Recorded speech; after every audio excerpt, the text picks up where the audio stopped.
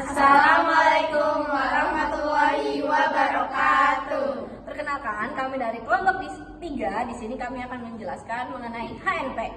Perkenalkan anggota kami, yang pertama ada saya sendiri, Yohana Puspita Rani. Saya Farina Pitasari. Saya Noviana Gita Ramadhani. Saya Nindiawati. Saya Putri Henida. Saya Cici Fatmawati. Dan saya Putri Yuliana Lubis. Saksikan video kami. Dadah. Nah, pilih mantra sudah memulai. Oke. Aduh. Kenapa? Ini sakit punggung, bagian tulang belakangnya. Iya. Mungkin kamu terkena HNP atau hernia nucleus pulposus.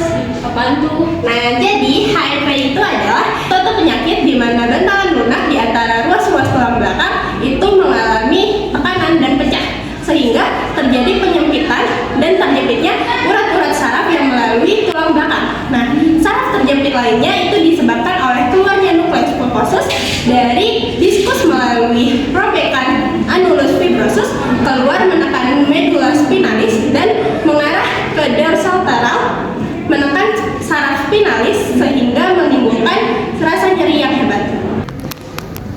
Faktor risiko terjadinya HNP itu yang pertama itu usia, karena annulus fibrosusnya itu lama-kelamaan akan menjadi kering dan keras, mengakibatkan terjadinya ruptur. Lalu trauma itu karena stres atau pernah terjatuh. Lalu yang ketiga itu pekerjaan, karena mengangkat barang-barang berat atau dalam posisi yang salah. Lalu gender, kebanyakan yang kena HNP itu banyaknya pria dibanding wanita, karena mungkin aktivitas fisiknya lebih banyak pria karena bisa mengakibatkan terjadi HNP.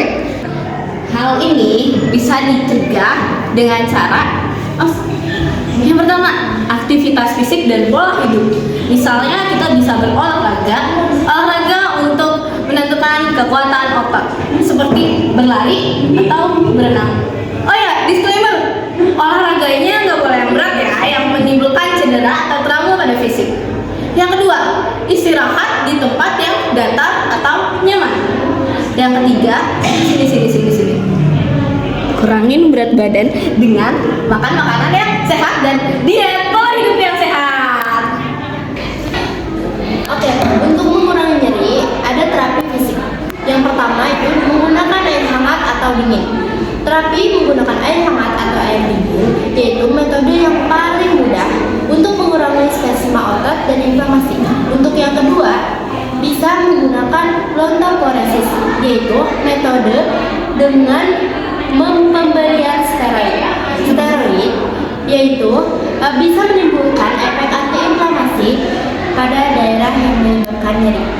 Yang kedua yaitu lontoporesis, yaitu pemberian steroid. Steroid itu bisa menimbulkan efek antiinflamasi pada daerah yang menyebabkan nyeri. Yang ketiga yaitu ada unit TENS, transcutaneous electrical neural stimulator, yaitu sebuah unit menggunakan stimulasi listrik untuk mengurangi sensasi nyeri punggung bawah dengan mengganggu impuls nyeri yang dikirimkan ke otak. Dan yang terakhir ada ultrasound. Ultrasound merupakan suatu bentuk penghangatan di dalam lapisan dengan menggunakan gelombang suara pada kulit yang menembus sampai jaringan lunak di bawahnya. Ultrasound terutama berguna dalam menghilangkan serangan nyeri akut dan dapat mendorong terjadinya penyembuhan jaringan.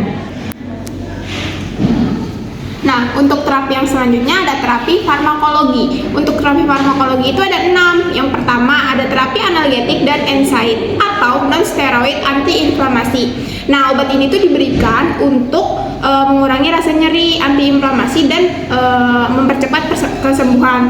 Untuk obat analgesiknya yang pertama ada paracetamol dan aspirin. Untuk obat NSAID-nya yaitu ada ibuprofen. Nah, yang kedua itu obat pelemas otot. Obat pelemas otot itu efek terapinya itu bisa kita tuh mudah mengantuk.